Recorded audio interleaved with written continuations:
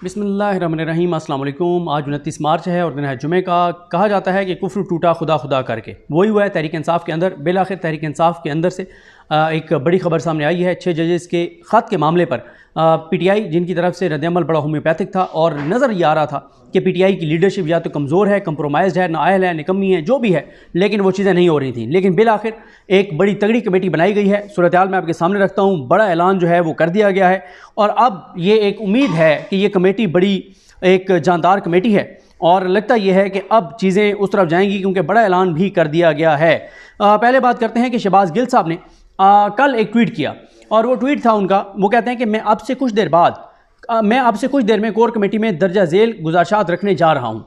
सबसे पहले Islamabad high court और सुप्रीम कोर्ट के चीफ जस्टिस से इस्तीफ़ा मांगना चाहिए और उसके साथ एजेंसीज़ के जिन लोगों को 6 जजेस ने पॉइंट आउट किया उन्हें उनके मौजूदा ओहदों से फ़ौरन हटाया जाए और इमरान खान को फौरी रिहा किया जाए।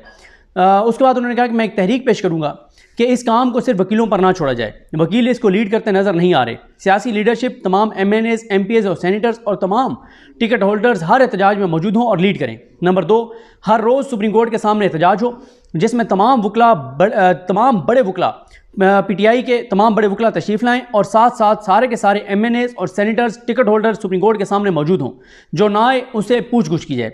नंबर 3 उन्होंने कहा कि लाहौर, पेशावर, कराची, कोयटा की हाई कोर्ट्स में हर रोज़ एक एहतजाज हो और जिसमें वहाँ के वकील और उन असम्बलियों के MPs और टिकट होल्डर्स शामिल हों। जो गैर हाजिर हो उससे पूछ गुछ की जाए। नंबर 4, यूनिवर्सिटीज़ और कॉलेजेस के स्टूडेंट्स, खुसूसन लॉ कॉलेज के स्टूडेंट्स को इस तहरीक में शामिल किया जाए, जिसके लिए सेमिनार और इजलास बुलाएं और यूथ विंग को इसमें एक्टिव करें। नंबर 5, पार्टी का लेबर विंग लेबर यूनियंस को इंगेज करें। नंबर 6, रिटायर्ड जजेस के पास चलकर जाएं और दरख्वास्त करें कि वो इस तहरीक में शामिल हों। नंबर 7, मीडिया चैनल्स और साफ़ियों के फोरम्स का दौरा करें और उनको दावत दें कि इसमें शामिल हों। अगर हम ये सब करें तो वकला की लीडरशिप और लीडरशिप इसमें खुद शामिल हो जाएगी, क्योंकि जब पब्लिक प्रेशर बन जाएगा तो फिर किसी के लिए भी खामोश रहना मुमकिन नहीं रहेगा। उसके बाद अपडेट की शहबाज गिल साहब ने, कहते हैं कि आज की कोर कमेटी में मेरी और दूसरे दोस्तों की गुजारिशात पर खुलकर बात हुई। सख्त और नर्म दोनों तरह की बातें हुई। मैंने भी और दूसरे दोस्तों ने भी खुलकर इजहार ख्याल किया। कोर कमेटी ने फौरी तौर पर 8 रुकनी सब कमेटी तश्कील दी, जिनके जिम्मे लगा है कि 6 जजेस के खत के बाद की सूरत हाल पर तफसीली प्लान मुरतब करें ताकि मौसर एहतजाज हो सके।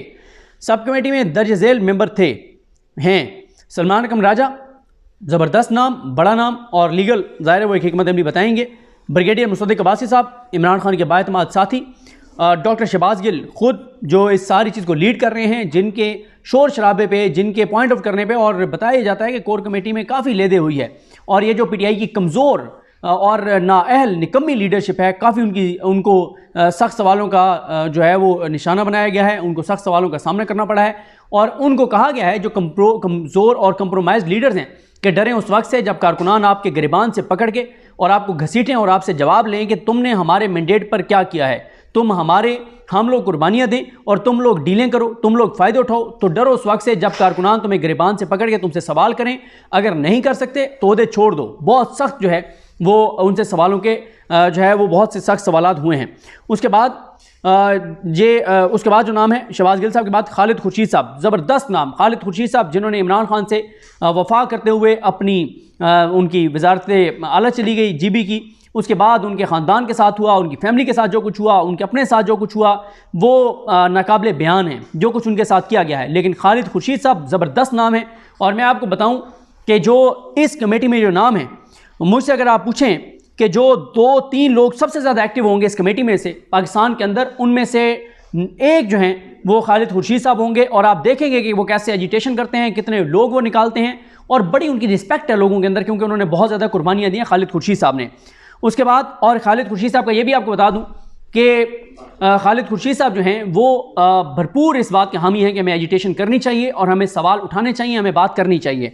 खालिद खुर्शीद साहब के बाद जो नाम है वो है फिरदौस शमीम नकवी साहब, ज़बरदस्त नाम, उनकी आप गुफ्तगू सुनते हैं कराची से और ये भी बड़ी ज़बरदस्त एजिटेशन की तरफ लोगों को लेकर जा सकते हैं, हिकमत अमली ज़बरदस्त बना सकते हैं, खूबसूरत बात करते हैं, दबंग बात करते हैं, जुर्रत और बहादुरी से बात करते हैं। उसके बाद जुनैद अकबर साहब, उनकी वफा पर, उनकी कुर्बानियों पर किसी को कोई शक नहीं है और ज़बरदस्त नाम और किसी सूरत पीछे ना हटने वाले। उसके बाद शादाब जाफरी साहब हैं और जमाल खान साहब हैं। ये कमेटी एक सब कमेटी बनी है 6 जजेस के मामले पर कि इन्होंने क्या करना है। और आगे लिखते हैं शहबाज गिल साहब कि सब कमेटी का फौरी इजलास हुआ जिसमें हमने एक तफसीली प्लान बनाकर वापस कोर कमेटी को मुहैया कर दिया है। जो गुजारिशात मैंने कोर कमेटी के सामने रखी थी, तकरीबन वो तमाम गुजारिशात सब कमेटी ने प्लान का हिस्सा बनाई और दूसरे दोस्तों की तफसीली इनपुट भी शामिल करके एक तफसीली प्लान मुरतब कर दिया गया है।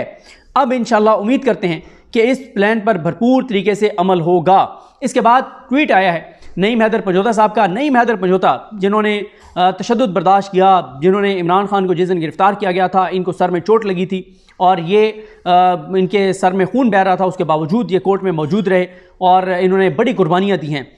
नईम पंजोता ने ट्वीट किए, इंतज़ार हुसैन पंजोता ने ट्वीट किए, कल परसों से ये ट्वीट्स कर रहे थे और ये नाम तो नहीं लिख रहे थे, लेकिन ज़ाहिर है ये कुड़ रहे थे, ये सवाल उठा रहे थे कि अगर हामिद खान साहब और बाकी लीडरशिप नहीं कर सकती कोई काम तो फिर हम खुद नौजवान वकला ये ऐलान करेंगे और हम ऐलान करेंगे निकलने का और हम हर सूरत में निकलेंगे। ये मुसलसल नईम हैदर पंजोता कह रहे थे। और नईम हैदर पंजोता साहब को आप देखते हैं कि इमरान खान साहब के केसेस पे सबसे ज़्यादा जो अपडेट करते हैं वो नईम हैदर पंजोता साहब करते हैं। उनकी वीडियोज़ आती हैं, बताते हैं आज कौन कौन से केसेस हैं, किस अदालत में हैं, क्या चीज़ें हैं। तो मतलब एक बिल्कुल नौजवान, लेकिन उसका आप कद काट देखें कि बड़े बड़े लीडर से ज़्यादा है। अगर आप मुझसे पूछें कि मैंने कंपैरिजन करना हो उमर अयूब साहब का और नईम हैदर पंजोता का, तो मैं नईम हैदर पंजोता को इंपॉर्टेंस दूंगा कि ये वो इमरान खान का वफादार साथी है जो डट के खड़ा हुआ है, जो एजिटेशन की बात करता है, जो एहतजाज की बात करता है, जो बाहर निकलने की बात करता है। उमर अयूब साहब की तरह नहीं है कि सारी नज़रें सुप्रीम कोर्ट पर थी और वो छुप के बैठ गए वहाँ पे पीटीआई सेक्रेटेरिएट में और वहाँ पे एक होम्योपैथिक सी, एक एवं भोंडी सी, फजूल सी प्रेस कॉन्फ्रेंस करके और वो समझते हैं कि उन्होंने बड़ा तीर मार लिया है। तो ये बाहर निकले बगैर तो कोई चारा नहीं है। तो नईम हैदर पंजोता मुसलसल ही बात कह रहे थे। अब नईम हैदर पंजोता ने ये कहा है कि कल वो तारीख का ऐलान कर देंगे और सुप्रीम कोर्ट के बाहर भी एहतजाज होगा, हाई कोर्ट के बाहर भी एहतजाज होगा और ईद के बाद तो फिर पीटीआई बड़ी एजिटेशन की तरफ जा रही है, बड़ी चीज़ें होने जा रही हैं। और मैं आपको यहाँ पर एक और चीज़ भी बता दूँ, मैंने जो ट्वीट्स किए थे उसमें किसी ने असद कैसर साहब का नाम लिखा हुआ था। मैं असद कैसर साहब के हवाले से आपको बता दूं कि असद कैसर साहब ईद के बाद सबको सरप्राइज़ देंगे और असद कैसर साहब जिस चीज़ पे काम कर रहे हैं वो खामोशी से काम कर रहे हैं और वो ज़बरदस्त काम कर रहे हैं और वो काम जो इम्पैक्ट क्रिएट करेगा वो लोगों को अंदाज़ा नहीं है कि वो कितना इम्पैक्ट क्रिएट करेगा। तो असद कैसर साहब इस वक्त जितना काम कर रहे हैं, मुझे तो ज़ाती तौर पे पता है, बहुत से सोर्सेज के ज़रिए पता है, वो बहुत ज़बरदस्त काम कर रहे हैं। और इस दौरान शायद उन्होंने उम्रे के लिए भी, मैं ख्याल चंद दिन के लिए शायद वो जाएं, लेकिन वो असल जो काम होने जा रहा है ईद के बाद उसमें मरकज़ी किरदार जो है वो असद कैसर साहब का है। अब जब ये कमेटी अनाउंस करेगी, और मैं आपको एक और चीज़ बताऊं, ये पीटीआई के अंदर ना आप देखेंगे कि पीटीआई के अंदर ये जो पिछले कोई 4-6 माह में आपको बड़े बड़े लीडर्स बने हुए 9 मई के बाद नजर आए हैं, वो उन्होंने ट्वीट भी किया हुआ था, राय साकिब खरल साहब ने, वो दुरुस्त कह रहे हैं ये बड़े बड़े बुत टूटने जा रहे हैं जिनके बड़े नाम बने पिछले 6 माह में, ये बुत टूटने जा रहे हैं क्योंकि अब नौजवान आगे आ रहे हैं और जो आगे आएगा, जो निकलेगा, जो कुर्बानी देगा, अब नाम उसका बनेगा। क्योंकि जो छुप के बैठे हुए हैं, जो डर के बैठे हुए हैं, जो कमज़ोर हैं, जो कंप्रोमाइज्ड हैं, जो नाअहल हैं, जो डीलें करके बैठे हुए हैं और जिनको खौफ है, जो डरपोक हैं, उनकी कोई अब जगह नहीं होगी। और ये नए लोग अब आएंगे सामने, ये नए लीडर्स बनेंगे, इनके नाम बनेंगे, इनकी पहचान बनेगी और इनकी पहचान जब बनेगी तो ज़ाहिर है लोग फिर इन्हीं को जानेंगे। लोग इन बड़े बड़े नामों को, ये उमर अयूब साहब और ये हामिद खान को कौन लिफ्ट कराएगा, कौन इनकी बात सुनेगा, ये उमर अयूब की या हामिद खान की, जिन्होंने पूरी कोशिश की है कि पता नहीं इनका किसके साथ क्या डील हुई है, किसके साथ इनका क्या मुआहदा है, ये कितने ये खौफज़दा है, ये कितने ये नालायक और निकम्मे हैं कि इन्होंने जितना टाइम ज़ाया किया है, यही टाइम है। देखें, जब कोई वाक़या होता है तो उस वाक़े के होने के फ़ौरन बाद जो एक हाइप होती है वो आहिस्ता आहिस्ता कम होती चली जाती है। और इन्होंने, उमर अयूब साहब वगैरह ने जो काजी फाइज ईसा साहब की सहूलतकारी की है, जितना उन्होंने काजी फाइज ईसा साहब को टाइम दिया है कि वो चीज़ों को आहिस्ता आहिस्ता आगे बढ़ाएं, और उन्होंने काम डाल दिया। काजी फाइज ईसा साहब ने कल उन्होंने काम डाल दिया। उन्होंने जो काम डाला है, उन्होंने शबाश के साथ मिलकर सारी जो भी मुकमुका हुआ, जो भी अंदर मामला थे, वो मंसूर अली शाह साहब के साथ बैठ कर उन्होंने शबाशी के साथ तय कर लिए। तो ये वो टाइम था जब जो है वो इनके वकला को वहाँ निकलना चाहिए था, हाइप क्रिएट करनी चाहिए थी, एहतजाज करना चाहिए था, दबाव बढ़ाना चाहिए था, नहीं बढ़ाया। लेकिन अब देर आए दुरुस्त आए।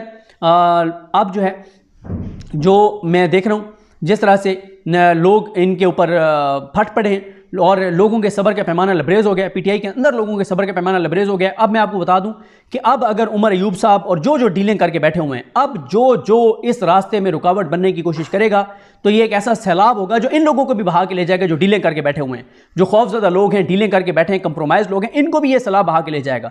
यही वो चीज़ थी जो शहबाज गिल साहब ने लिखी है, यही वो चीज़ थी जो नईम हैदर पंजोता ने लिखी है, यही वो चीज़ है जिसके ऊपर पीटीआई के सैकड़ों लोग रहनुमा कह रहे हैं। लेकिन जब ऊपर कंप्रोमाइज और कमज़ोर और नाअहल लोग बैठे हों तो ज़ाहिर है फिर चीज़ें वक्त तो नहीं रुकता, वक्त गुजरता है तेज़ी से। लेकिन अभी भी खैर इतनी ताख़ीर नहीं हुई थी, देर आए दुरुस्त आए, बड़ा ऐलान सामने आया है, एजिटेशन करने जा रही है पीटीआई, और अभी तो ये वार्म अप होगा और ईद के बाद फुल फ्लैज इसके ऊपर पीटीआई जो है वो प्रोटेस्ट करने जा रही है। तो इतना आसान नहीं होगा काजी फाइज इस हिसाब के लिए, और ये ज़रूरी है क्योंकि उन 6 जजेस को जो एक प्लान है उनके हवाले से वो प्लान लगता है कि नाकाम हो जाएगा, और वो प्लान नाकाम इसलिए हो जाएगा कि पीटीआई अगर टफ़ टाइम देगी तो फिर काजी साहब जो करना चाहते हैं 6 जजेस के साथ वो नहीं कर पाएंगे।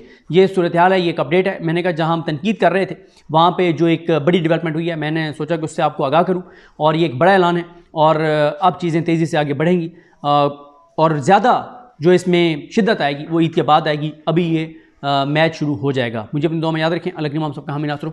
अल्लाह हाफ़िज़।